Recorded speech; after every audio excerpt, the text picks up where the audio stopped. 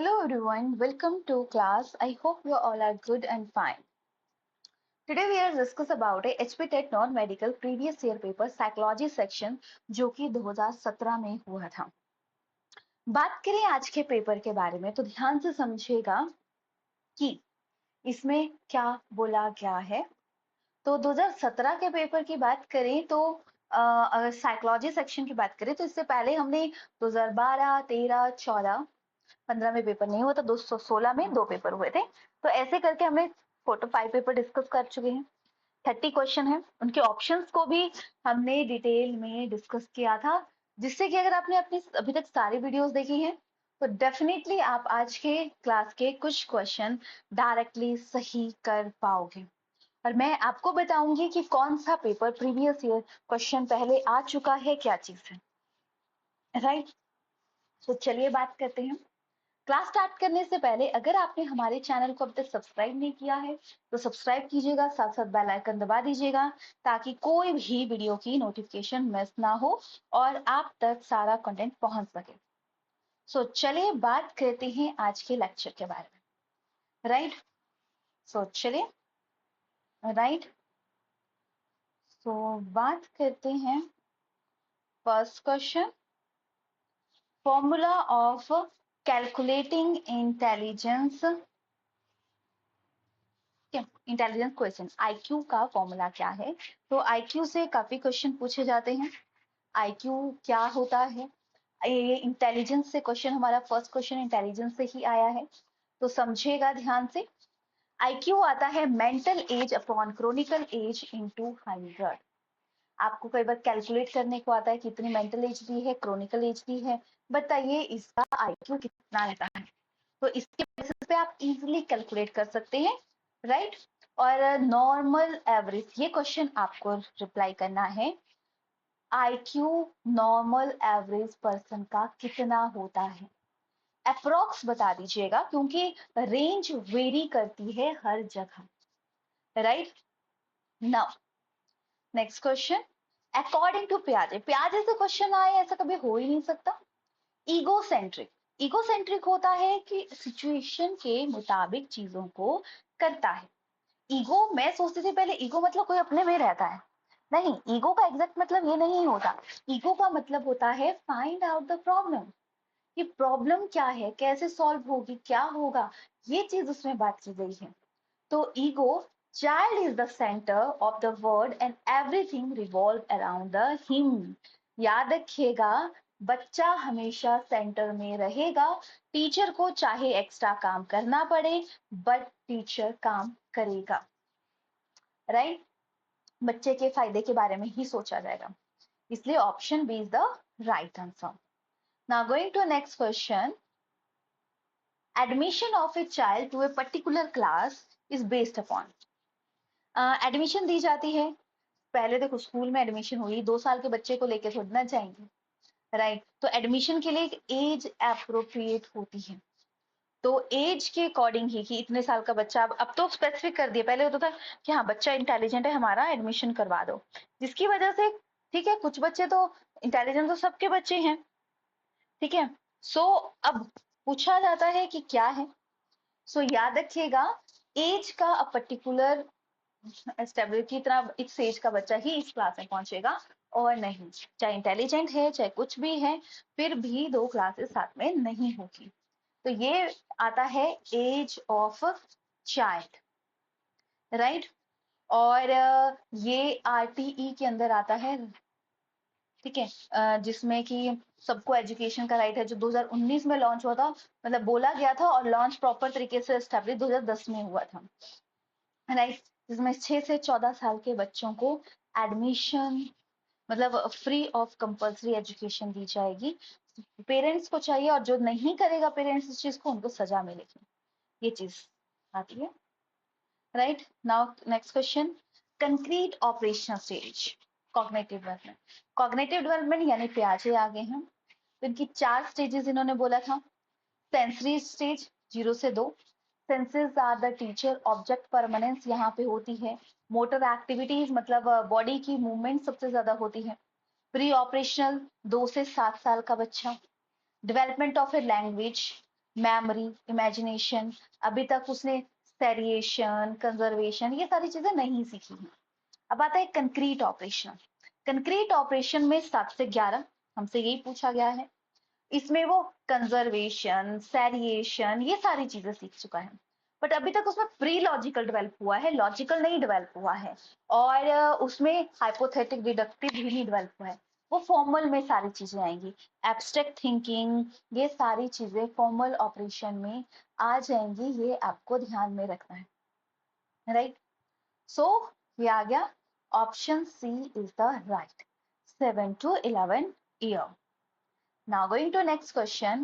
देखो ये statement base है, स्टेटमेंट बेस से जितनी भी स्टेटमेंट्स आती हैं प्रीवियस ईयर में करते हैं, उनको अपने अलग से नोट डाउन कर लो, क्योंकि कई बार स्टेटमेंट आ जाती हैं और स्टेटमेंट बहुत ज्यादा है, तो हमें ज्यादा नहीं करनी है। जो मेडिकल एंड नॉन मेडिकल दोनों में आई हुई स्टेटमेंट्स हैं, वो आपको एक बार गो थ्रू हो लेना है, बस और नहीं। अब बात करें हम education psychology, the science of education, ये कैसे स्टडी की जाएगी, क्या होगा, ये चीज बोली गई है। सो ये आ जाएगा, किसने दिया है इसके बारे में, ई ए बेल ने इसके बारे में बोला था, राइट। सो बहुत जगह इसका क्रो भी आंसर है, ठीक है। तो एजुकेशन साइकोलॉजी, तो बट मेन इनका ई ए पी ही आता है, राइट, तो वो याद रखना है आपको। तो नाइट B F Skinner, Crow, RB Cattell ने मोटिवेशन के फैक्टर्स दिए थे, ठीक है। अच्छा चलो, आरबी केटल का आपने बताना है। अब इन्होंने मोटिवेशन के फैक्टर दिए थे या पर्सनालिटी के दिए थे, कितने दिए थे? दो ऑप्शन रहते हैं, एक में 14 दिए थे, एक में पर्सनालिटी फैक्टर अलग आते हैं, मोटिवेशन के फैक्टर अलग आते हैं, राइट। चलो मैं ही बता देती हूँ। एमसी डॉगल ने दिए थे मोटिवेशन के फैक्टर, और आरबी केटल ने पर्सनैलिटी के 16 फैक्टर्स के बारे में बताया था, राइट। क्वेश्चन में और पूछ लूंगी, ठीक है। स्किन किटल के बारे में लिखा है, बिल के बारे में लिखा है, right. Method study the children with special need, जब हम मैथड इसमें यूज करते हैं कि बच्चे में, तो केस स्टडी करते हैं कि बच्चे में अच्छा ये प्रॉब्लम है, ये चीज है, ये होता है, ऐसा होता है, तो ये चीज इन्होंने बोली थी, जो कि आपका आ जाता है, क्या आ जाता है, case study method, right. Now going to next question. Mental hygiene definition was given by, mental hygiene जो डेफिनेशन है वो ड्रिवर ने दी थी, ठीक है। किसने दी थी? ड्रिवर ने दी थी। एक आता है मेंटल टेस्टिंग, तो ये सारे अलग अलग कंसेप्ट थे। अब जेम्स ऑर्थर हैनफिल्ड की बात करें, ये ब्रिटिश साइकोलॉजिस्ट थे, साइकोडायनामिक साइकोथेरेपी का इन्होंने कंसेप्ट दिया था, ठीक है। फिर कुप्पू स्वामी की बात करें, ये इंडियन साइकोलॉजिस्ट थे, जिन्होंने पर्सनालिटी एंड सोशल साइकोलॉजी पे काम किया था। ये किस पे काम किया था? Personality and social psychology. देखो साइकोलॉजी बहुत ज्यादा है, कितनों का याद रखेंगे, तो हमने मेन चीज याद रखनी है, जो मेन मेन साइकोलॉजिस्ट है। Next, sense are the gateway of knowledge, senses से ही इंसान सीखता है। बोलते हैं कि जितनी ज्यादा सेंसेस का हम डेली बेसिस पे यूज करेंगे, उतनी ज्यादा चीजों को हम अच्छे से सीख सकते हैं। सेंसेस क्या है? गेटवे ऑफ नॉलेज, हमारी नॉलेज को बढ़ाते हैं। ये किसने बोला था? रोजे ने इसके बारे में बोला था। किसने बोला था? रोजे ने, ठीक है। ये याद रखना है। बाकी बात करें Guru Nanak, founder of Sikhism, ठीक है, तो इन्होंने नॉलेज अंडरस्टैंडिंग पे काम, स्पिरिचुअलिटी पे वर्क किया। महावीर की बात करें, ये जैनिज्म के फाउंडर हैं। So next, learning is a process of, learning किसका प्रोसेस है? लर्निंग से प्रोग्रेसिव एडेप्टेशन होती है बिहेवियर। तो ये क्वेश्चन आपने प्रीवियस ईयर पेपर में भी देखा होगा, डायरेक्टली आया हुआ है। नेक्स्ट, फर्स्ट साइकोलॉजी लेबोरेटरी, वो फर्स्ट टाइम एस्टैब्लिश, तो किसने एस्टैब्लिश की थी? फर्स्ट टाइम लेबोरेटरी, तो किसने की थी? विलियम वुडन ने की थी, ठीक है। और अगर हम बात करें कि क्या क्या इन्होंने बोला था, तो विलियम वुडन ने एस्टैब्लिश की थी, विलियम स्ट्रक्चरलिज्म के फादर हैं, एंड साथ में इंट्रोस्पेक्शन मेथड दिया था। इंट्रोस्पेक्शन मेथड होता है सेल्फ से रिलेटेड होता है, कैसे चीजें होंगी। और इन्होंने लैब खोली थी जर्मनी के लिपजिग में, ये याद रखना है। 1879, अलग अलग जगह अलग अलग चीजें पूछी गई हैं, कभी कुछ कभी कुछ कभी कुछ। गॉल्टन की बात करें, इन्होंने कंट्रीब्यूशन था साइकोलॉजी पे, इंडिविजुअल डिफरेंस के ऊपर। केटल की बात करें तो अमेरिकन साइकोलॉजी से individual psychology in laboratory Columbia में इन्होंने खोली थी। फिर पेस्टेलेजो की बात करें, इनका एजुकेशन पे है, जिनमें सेंसेस एक्टिव लर्निंग के बारे में इन्होंने बात की। Now children whose mental age is lower than chronological age. देखो अभी हमने फर्स्ट क्वेश्चन किया था, इंटेलिजेंस से 3-4 क्वेश्चन पूछ लिए गए हैं। सो याद रखिएगा, इंटेलिजेंस जो आती है अगर उसका कम है वैल्यू नॉर्मल एवरेज से भी, तो वो है रिटार्डेड चिल्ड्रन, राइट।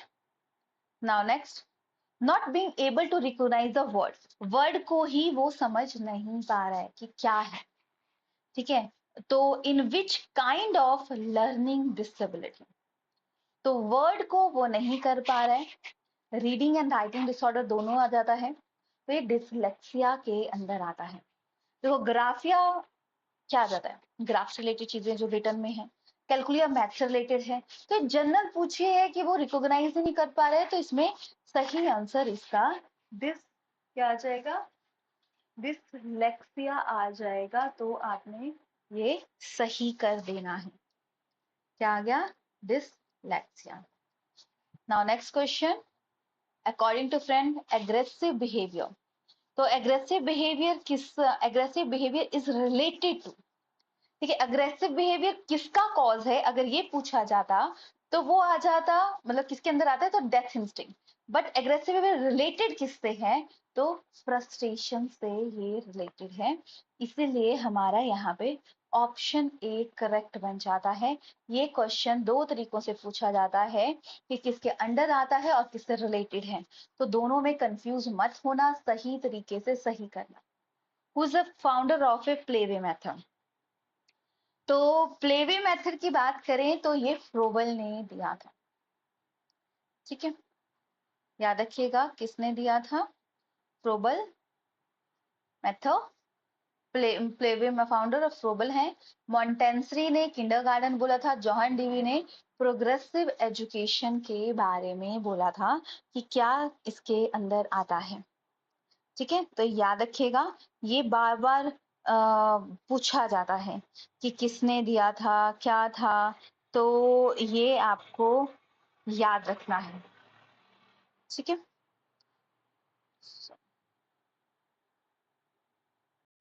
देखिए इस क्वेश्चन में आपको ये चीज ध्यान में रखनी है कि क्या इसमें बोला गया है, राइट। तो प्लेवे मेथड किंडरगार्टन के अंदर ही आता है कहीं ना कहीं। सो अगर हम बात करें कंसेप्ट के बारे में कि क्या बोला गया है, तो मॉन्टेंसरी मेन प्लेवे मेथड में अगर हम देखा जाए तो इसमें शो करता है।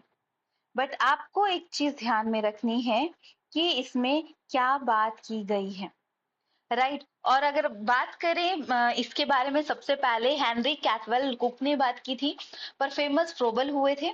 और इसी के अंदर किंडरगार्टन भी आ जाता है।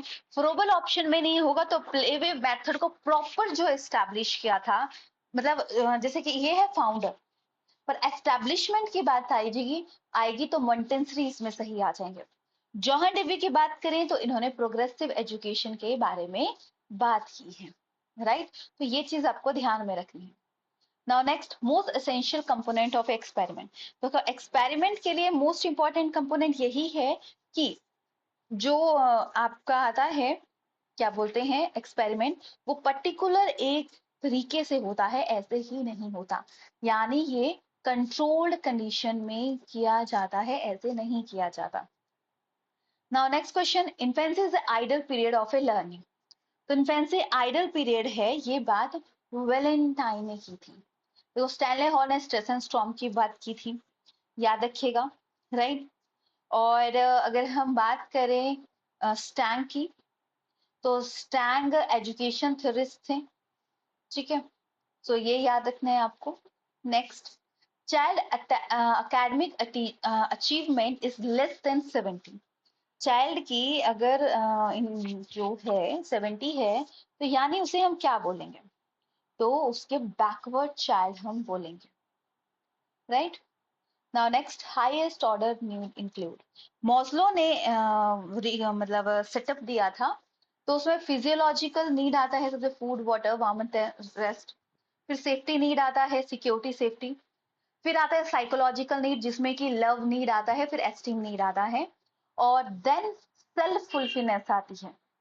सो इसमें सेल्फ फुलफिलनेस है तो है नहीं, तो यहाँ पे सबसे हाईएस्ट जो आती है वो सेल्फ एस्टीम नीड आती है। तो याद रखिएगा ऑप्शन में क्या पूछा गया है उसके अकॉर्डिंग ही हमने चीजों को करना है। ठीक है, माना ऑप्शन में नहीं है चीज, तो आप क्या करोगे? तो याद रखिएगा, identical element theory, transfer of a learning was given bye.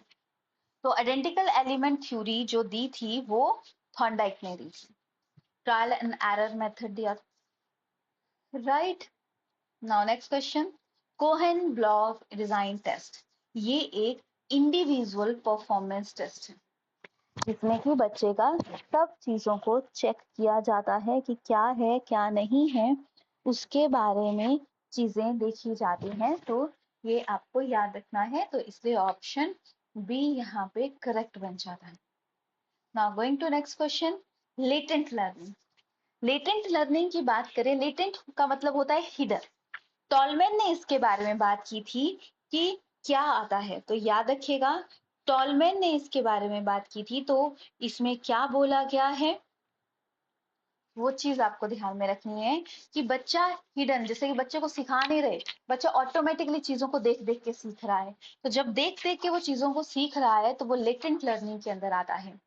ठीक है, तो latent learning remain dormant for some time, right? Option A is the correct. Going to next question, what is the mean standard deviation? अब इसे कैसे calculate करें 1 2 3 4 का? तो सबसे पहले स्टैंडर्ड डेविएशन के लिए हम सबको देखेंगे वैल्यू कितना डिफरेंस है, और जो डिफरेंस आएगा उसको स्क्वायर करेंगे, स्क्वायर के बाद हम उन सबको प्लस करेंगे और उसको हाफ कर देंगे, मतलब जो 5 वैल्यूज है तो 5 से डिवाइड कर दिया, तो इसका 2 आया। तो 2 का जब हमने स्क्वायर रूट निकाला तो 1.41 आता है, तो इसीलिए हमारे पास राइट ऑप्शन यहाँ पे सी बन जाता है। Mean, median, mode, standard aviation, ये सारे पॉइंट्स को आपको ध्यान में रखना है, क्योंकि इससे काफी बार क्वेश्चन पूछा गया है।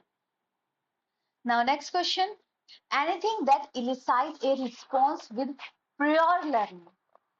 पिछली लर्निंग से फर्क पड़ता है, मतलब एलिसाइट मतलब कोई फर्क नहीं पड़ता, आपके चीजें दी जा रही हैं, तो ये पैवलॉव ने इसके बारे में बात की थी, अनकंडीशनल स्टिमुलस के बारे में, राइट? कि एकदम से कोई चीज एकदम रख दी, प्रियोर से कोई लिंक नहीं है, चीजें हैं, तो वो अनकंडीशनल स्टिमुलस रख दिया, उसके ऊपर जो आपका रिएक्शन होता है वो देखा जाता है, उसके अकॉर्डिंग कंडीशनिंग की जाती है बच्चे की।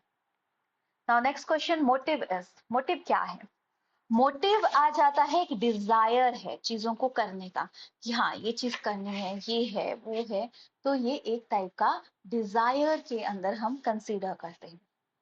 Now next question, formula of mode का डायरेक्टली फॉर्मूला है, तो मोड आता है 3 मीडियन 2 मोड। ठीक है, 3 मीडियन 2 मोड मतलब माइनस होगा, यानी ऑप्शन, ये याद रखना, मोड क्या होता है, मीडियन क्या होता है, स्टैंडर्ड एविएशन क्या होता है, रेंज क्या होती है, ये थोड़ा सा मैथ का हल्का सा पार्ट आ जाता है, और इससे ज्यादा कुछ आता नहीं है, कई बार आ जाता है मीन मीडियन मोड निकालने के लिए, तो आपने वो चीज ध्यान में रखनी है। नाउ वर्बल गाइडेंस, ये भी प्रीवियस ईयर का क्वेश्चन है, same as it is medical वालों को भी आया है बहुत बार।